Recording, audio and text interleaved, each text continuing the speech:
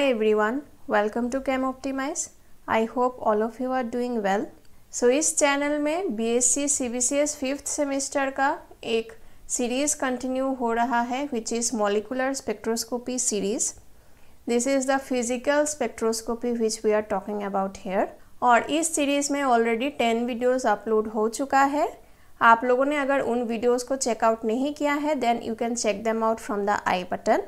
और आज हम लोग स्टार्ट करने जा रहे हैं part 11 of this molecular spectroscopy series.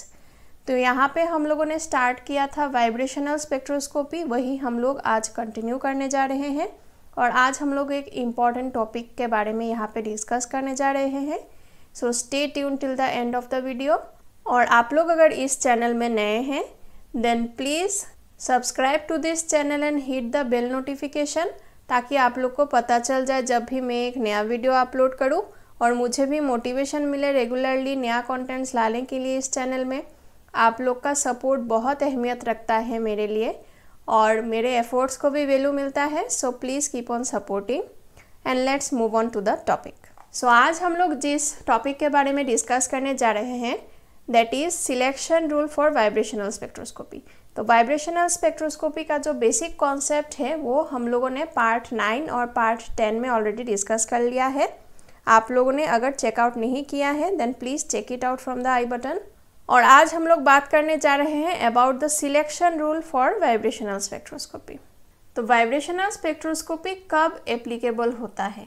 ये एप्लीकेबल तब होता है या फिर वाइब्रेशनल स्पेक्ट्रा हम लोग को तब देखने को मिलता है, तब ऑब्जर्व करने को मिलता है जब एक मॉलिक्यूल में जो लाइट से हम लोग इरेडिएट करेंगे या फिर जिस लाइट को हम लोग यहाँ पे पुट करेंगे फॉर वाइब्रेशनल स्पेक्ट्रोस्कोपी, उस लाइट रेडिएशन का frequency, this light will have a frequency, this is the energy of the light of the wave packets of the light and this is the associated frequency of the light.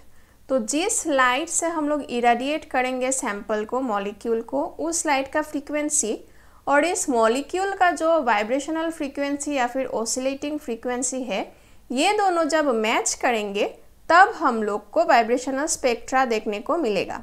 ठीक है. सो तब जाके vibrational spectroscopy applicable होता है किसी molecule में. Okay. So, this is according to the classical concept. But according to the quantum mechanical concept, according to Schrödinger equation, जब harmonic oscillator के बारे में हम लोगों ने ऑलरेडी डिस्कस किया है. हार्मोनिक ऑसिलेटर का वीडियो क्वांटम मैकेनिक्स के सीरीज़ में भी है और यहाँ पे भी हम लोगों ने डिस्कस किया है थोड़ी बहुत. सो हार्मोनिक ऑसिलेटर सिस्टम को जब क्वांटम मैकेनिक्स से अकॉर्डिंग टू श्रोडिंजर इक्वेशन जब हम लोग सॉल्व करते हैं तब हम लोग को कुछ कंडीशंस मिलता है for observing vibrational spectra and those are known as selection rules. So basically what are selection rules in general? So in general for any kind of spectroscopy selection rules are actually a set of conditions जिसको fulfil करना पड़ता है किसी sample को या फिर किसी molecule को to observe spectra in that kind of spectroscopy या फिर to obey that kind of spectroscopic rules. So selection rules are actually a set of conditions जो कि हम लोग को जनरली मिलता है from the quantum mechanical point of view. ठीक है. सो यहाँ पे वाइब्रेशनल स्पेक्ट्रोस्कोपी में सिलेक्शन रूल क्या है? फर्स्ट ऑफ ऑल जो मोस्ट इम्पॉर्टेंट सिलेक्शन रूल है वो ये है कि जो भी सैंपल या फिर जो भी मॉलिक्यूल को हम लोग स्टडी करेंगे to observe the vibrational spectra, this should have a permanent dipole moment. Okay. So the molecules should have a permanent dipole moment and this is the most important selection rule. Okay? अगर molecule में permanent dipole moment नहीं है, if mu is equals to 0, then it will not show vibrational spectra. अगर mu is not equals to 0 तभी हम लोग को vibrational spectra देखने को मिलेगा. ठीक है।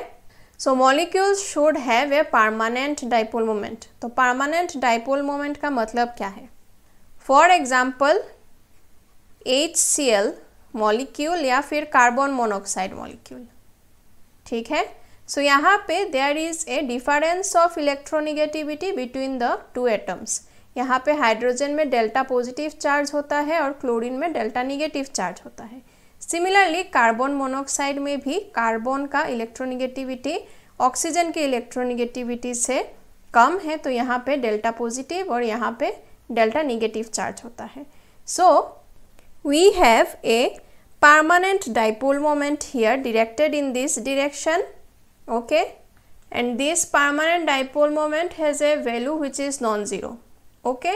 So these are vibrationally active molecules. They are known as vibrationally active molecules, or they are said to be active in vibrational spectroscopy, okay. लेकिन अगर किसी मॉलिक्यूल में for example O2 molecule,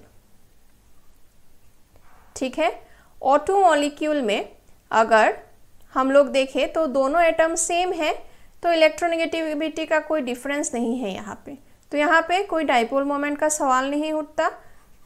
so mu is equals to 0 here, तो यहाँ पे कोई permanent dipole moment नहीं है। So this is said to be inactive in vibrational spectroscopy and these are active molecules in vibrational spectroscopy, ठीक है।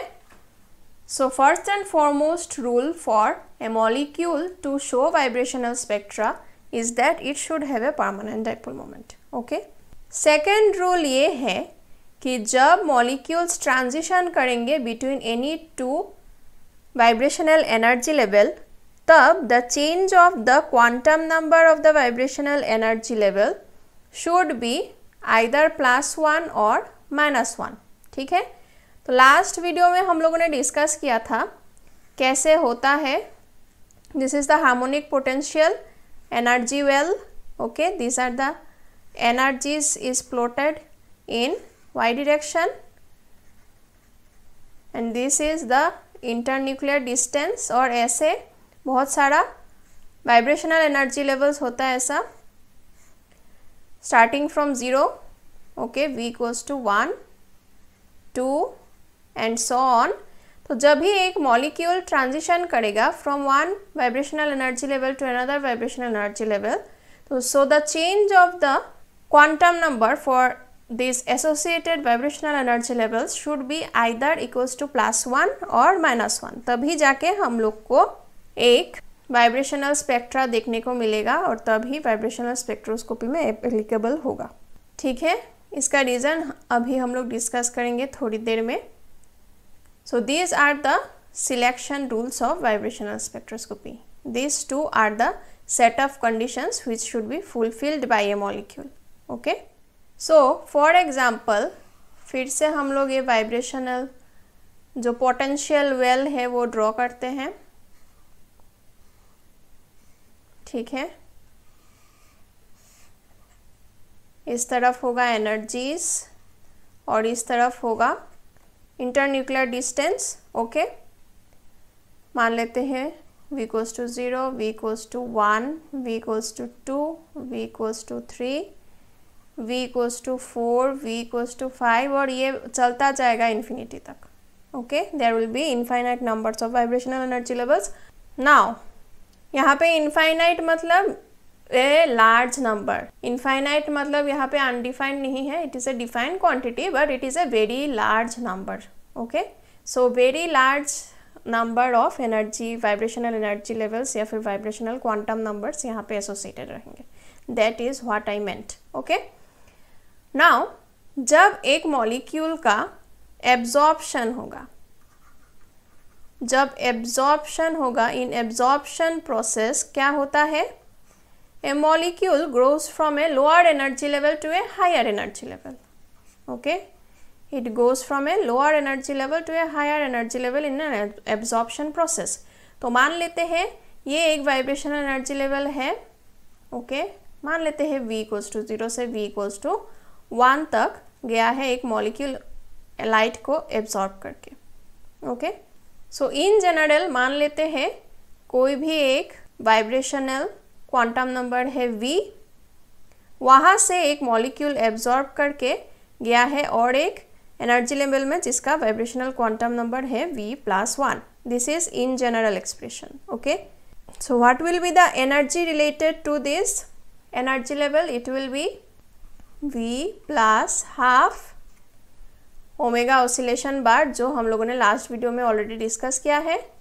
और इसका एसोसिएटेड एनर्जी क्या होगा? v+1+12 omega oscillation bar in centimetre inverse. Okay, this are in centimetre inverse. ठीक है, अभी अगर हम लोग को निकालना है कि ये जो ट्रांजिशन हुआ है from v level to v+1 energy level, इसका एसोसिएटेड एनर्जी चेंज क्या है, जब हम लोग ये निकालना चाहेंगे तो हम लोग को डिफरेंस निकालना पड़ेगा between this two energy values. So what will be the energy change? It will be epsilon v to v+1. और अगर हम लोग डिफरेंस ले तो क्या होगा? यहाँ पे हम लोग मैग्नीट्यूड की बात करेंगे सिर्फ. So v+12 omega oscillation minus v+1+12 omega bar oscillation in centimetre inverse. Okay, so इसका अगर डिफरेंस ले तो मैग्नीट्यूड क्या मिलेगा हम लोग को? सिर्फ omega bar oscillation centimetre inverse. Actually ये निगेटिव होगा of this quantity, but we are talking about only the magnitude, because हम लोग को यहाँ पे पॉजिटिव निगेटिव से कोई फर्क नहीं पड़ेगा. We only deal about the value of the energy difference, the magnitude of the energy difference. ठीक है, सिमिलरली जब एक एमिशन प्रोसेस होगा, सो एमिशन में क्या होता है? One molecule from higher energy level, higher value of energy level से मान लेते हैं v=1, वहाँ से ड्रॉप कर रहा है from a lower value of energy level, मान लेते हैं v=0. ठीक है, सो इन जनरल क्या होगा? मान लेते हैं from v+1 energy level to v energy level तक ड्रॉप किया है या फिर ट्रांजिशन किया है एक मॉलिक्यूल ने, तो यहाँ पे एमिशन होगा. What is the associated energies? We already know. So अगर हम लोग एनर्जी वैल्यूज़ का डिफरेंस देखें, यहाँ पे क्या होगा? v+1 to v. So the associated energy difference for this emission process, it will be again v+1+12 omega bar oscillation minus v+12 omega bar oscillation, and this will be in centimeter inverse. So what will be the magnitude? The magnitude will be again omega bar oscillation centimeter inverse. ठीक है, तो यहाँ पे हम लोगों ने क्या देखा है? जब भी एक मॉलिक्यूल एब्जॉर्ब करता है लाइट या फिर एमिट करता है लाइट, तो एब्जॉर्प्शन करके या फिर एमिशन करके जब भी कोई दो कॉन्जिक्यूटिव एनर्जी लेवल्स में एब्जॉर्प्शन होता है या फिर एमिशन होता है, तो the associated energy difference is omega bar oscillation in centimetre inverse. So we can say कि जब भी एक मॉलिक्यूल ट्रांजिशन करता है between any two consecutive vibrational energy level, then the associated energy difference is omega bar oscillation in centimeter inverse. Okay, तो ये ही हम लोगों ने लास्ट क्लास में भी डिस्कस किया था कि क्योंकि यहाँ पे कोई भी दो कॉन्जिक्यूटिव एनर्जी लेवल्स में, वाइब्रेशनल एनर्जी लेवल्स में जो डिफरेंस है दैट इज़ द सेम, तो जब भी एक मॉलिक्यूल एब्जॉर्ब करेगा या फिर एमिट करेगा, then we will observe only one line in the vibrational spectra because of the unique value of the energy difference. यहाँ पे हम लोग को सिर्फ एक ही वैल्यू मिलता है, सेम वैल्यू मिलता है of energy difference between any two consecutive vibrational energy levels. Okay, इसका मतलब ये है कि वाइब्रेशनल एनर्जी लेवल्स जो है they are equally spaced. So vibrational potential well में all the vibrational energy levels are equally spaced. So हम लोग को जब भी एक मॉलिक्यूल ट्रांजिशन करेगा between any two neighbouring states और कॉन्जिक्यूटिव वाइब्रेशनल एनर्जी लेवल्स, तो हम लोग को एक ही एनर्जी चेंज मिलेगा। This will give rise to the same energy change और हम लोग को वाइब्रेशनल स्पेक्ट्रम में एक ही लाइन देखने को मिलेगा। ठीक है। और अगर हम लोग बात करें of the spectral line which is spectral line which is absorbed or emitted in vibrational spectroscopy which is expressed in centimeter inverse। ठीक है। तो स्पेक्ट्रल लाइन जो भी हम लोग को मिलेगा एमिशन प्रोसेस में या फिर एब्जॉर्प्शन प्रोसेस में, उसको अगर हम लोग सेंटीमीटर इन्वर्स में एक्सप्रेस करना चाहते हैं तो वो क्या होगा, because we have already express the energy difference in centimetre inverse. तो ये स्पेक्ट्रल लाइन का जो वेव नंबर होगा this will be nu bar spectroscopic and this is equal to the energy difference between any two consecutive or neighboring energy levels, vibrational energy levels, and this is equal to omega bar oscillation centimeter inverse जो अभी हम लोगों ने evaluate किया है। ठीक है। सो ये वैल्यू का, इस वेव नंबर के वैल्यू का स्पेक्ट्रल लाइन हम लोग को देखने को मिलेगा in vibrational spectroscopy for transition between any two neighbouring vibrational energy levels. ठीक है। So this is a very important and a very short concept, but ये बहुत इंपॉर्टेंट है सिलेक्शन रूल। सिलेक्शन रूल से तो एक क्वेश्चन कॉमन ही है in any type of examination, may it be semester examination और कॉम्पिटिटिव एग्जामिनेशन। ओके। सो इसको ध्यान से पढ़ना है। और आप लोग को अगर इन वीडियोस का कंटेंट्स अच्छा लगे then please make sure to subscribe to the channel and share the videos among your friends. आप लोग का सपोर्ट बहुत इम्पॉर्टेंट है मेरे लिए, so please keep on supporting. और आप लोग को इस लेक्चर का PDF नोट्स डिस्क्रिप्शन बॉक्स में मिल जाएगा। And for more information and regular updates आप इस चैनल को फॉलो कर सकते हैं इन फेसबुक एंड टेलीग्राम। और कोई भी अगर डाउट रहे या फिर फीडबैक रहे या फिर सजेशन रहे, please feel free to comment down in the comment section. I will be very glad to address them. Thank you so much for watching.